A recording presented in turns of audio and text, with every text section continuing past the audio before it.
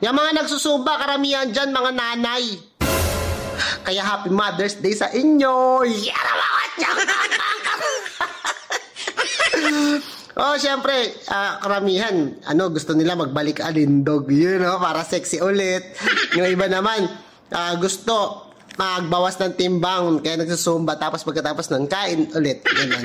Dadagdagan ulit nila, para mag-ano-ano lang. Tapos yung iba naman, syempre, nagsusumba para pakita yung mga outfit, niya pamalakasan. Tapos yung iba naman, nag-i-enjoy lang. Gusto lang magsumba, mag-i-enjoy.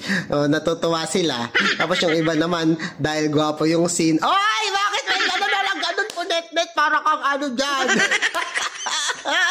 Tapos yung iba naman, gusto lang magbida-bida sa sumba. Hoy, sino yan? Huwag niyo itag, huwag niyo ituro. Tapos yung iba naman, gustong magsuot ng mga pabakat, ganyan.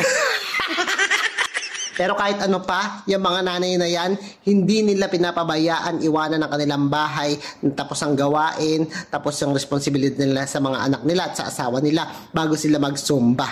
Kaya Happy Mother's Day sa inyong mga nanay. God bless sa inyo. Ingat kayo palagi. Lagi yung tatandaan. Walang away-away. Bati-bati tayo! Tabi dyan, di kong kausap ko.